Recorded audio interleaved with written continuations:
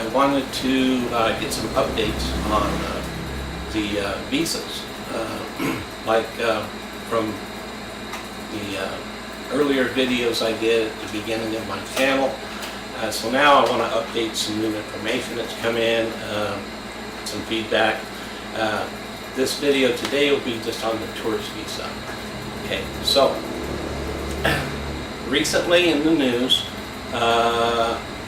there was some headlines you may have seen about doing away with the visa on arrival. You may have seen, or something like that. So I want to clarify what all's going on. First, a little background.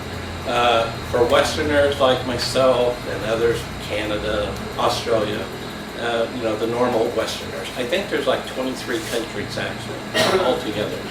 We get 30 days free on arrival, no tourist visa required before you come here. You get it when you get here. Okay, that's what I'm talking about here. Now there are some other countries that have a little different setup in the way they do. And I'm not sure what all countries they are in that. And some of them get a visa on arrival, but they have a little different structure on how long they can stay, and even their fee base is a little bit different. And then you have restricted countries, those that have to have a visa before you arrive here. Okay, so there are a few different categories. And the headlines are actually for a different group. And it comes from a lot of Chinese are coming into the country and using the free on or visa on arrival in order to come in here and work. There are Chinese companies that have come in here and are working together with others on infrastructure and things like that, and are bringing a lot of their labor in this way. They're avoiding the work permits and the fees that are based on that, and they're getting around that. It's all illegal. Okay, so that has come to the attention of the government and immigration, and there's a lot of uproar about it. And that's where the headlines are coming from for that. So for us Westerners, our visa on arrival and 30 days free on arrival is not being affected by that, except for a couple little areas that you may encounter, and that's what I wanted to go on about here and kind of give you the little details about it. And mostly who this involves is those that stay here long term on their tourist visa. You can stay through 36 months, you can stay extend your visas at the immigration office. People have been doing this for a long time. A lot of people do this for whatever reasons they have. Okay. So now what has happened, and I first heard about this about a year ago, but I kind of blew it off because it was from a guy on YouTube that was kind of wacky, and he kind of a lot of conspiracy theory type things, so I kind of blew him off. But recently I have heard, and I have got it from several different people online in the group, Facebook groups and that. And what happens is that, okay, so you've been here 3 years or even 6 years, and your passport is full of extension stamps, okay? And you have to do your visa run at the end of 36. You go over Taiwan, Hong Kong, Thailand, Vietnam for a day, a weekend, and you come right back and you start all over again. Okay, this is all explained in the visas that I do in my other videos. But what's happening now is that when you're re-entering the country, some people, not all, but some people are being questioned a little bit on this process. And they're questioning people that are, let's say, younger than the normal pension retirement age. Okay, so guys younger than me, of course.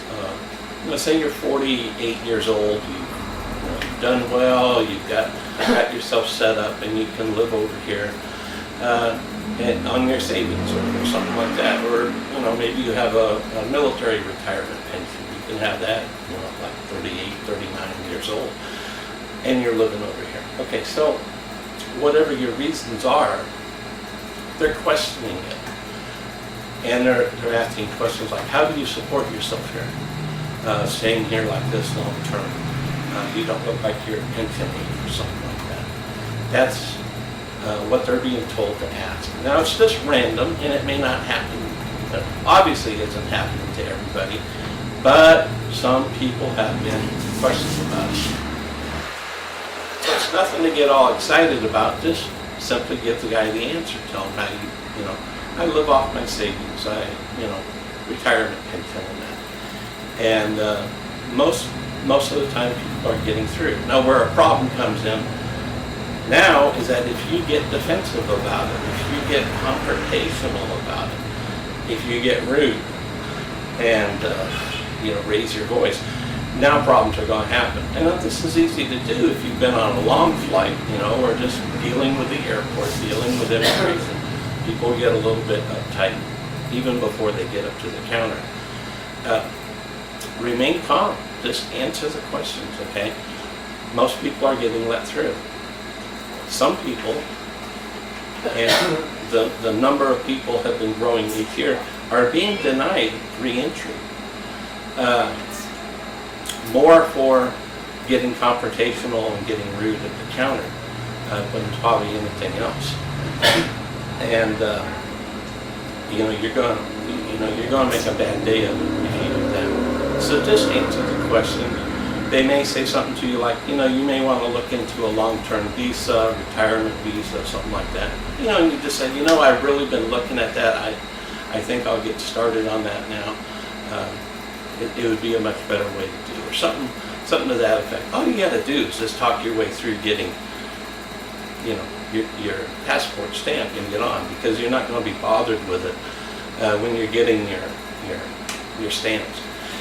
Now you may read in Facebook groups and that, and people say, "Oh, I've never heard of this." Well, it's because it's random. It's only happening sometimes, and mostly only to the younger people coming in. And they're looking to stop anybody that's working here on a tourist visa. That's what they're trying to catch and stop. So it's not a real big deal. It's not like just real heavy out there. I see a lot of problems with it, but it has come up. So I just wanted to warn anybody. And this is going to be for mostly those that have been here a while and are doing the visa run type thing. We all know what a visa run is if you've been staying here for a while. And if you're younger, be prepared. Now, a good way to be prepared is maybe to have some copies of bank statements where your money's coming in or something like that. Maybe you could show on your phone. Have that ready and be ready for it. Be pleasant. Oh yeah, here, I can show you this. At that point, they're gonna stamp your thing. They're not looking to confront you, but you don't know what kind of mood that guy's in or that lady's in at the immigration counter.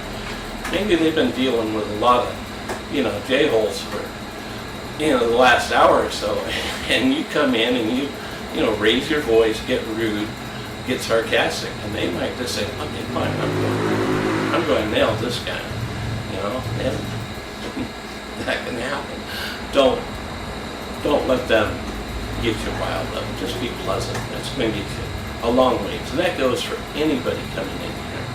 And if you're at any immigration office for whatever purposes, be polite, be pleasant. Unfortunately, there's some people out there that don't know how not to be rude. I've heard people on Facebook say, "Well, this is how we are in our country." Well, that's bullshit, and you know it. If you don't know how not to be rude for a few minutes while you're dealing with an immigration officer, you don't deserve to come here. Turn them around, send them away. We don't need that here. It's bad enough as it is sometimes for people here. They get on video making a stink about something, and that just makes all of us look bad. Anyway, that's the biggest thing. Another thing that comes up, a little bit of feedback on, and that's the 6-month extensions. It's easy to get the 2-month extension. That's no problem. Most people get that. The 6-month is still only available at certain offices, mostly district offices. Okay? And so more and more offices are offering it. But it's a random thing, and they don't have to issue it. There's actually a rule, and the thing about rules here is it's not consistent from one office to the next. But the rule says you can only have 2 6-month extensions during your 36-month stay that you're here. But there are guys constantly saying, I get 6 months over and over and over again for my entire 36 months. Well, that guy's got a good rapport. He's got a good office. He's got a good rapport with them. Maybe he brings them a box of donuts every now and then. That will get you a long ways here. Being pleasant, knowing the officers at your immigration office, that will always go well for you. If you go in there demanding a 6-month, well, you're probably going to get a 2-month, or if you get bad enough, you might get recommended for deportation.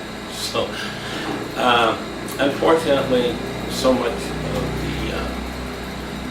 the things that come out of the immigration office, information you get from people, how they deal with things at each office is inconsistent, and that drives people nuts here. You just got to be ready for it. You have to accept it. You have to learn how to deal with it. It's just part of the system here. Nothing we can do about it, but just try to get by. So nothing else really comes up that much about it.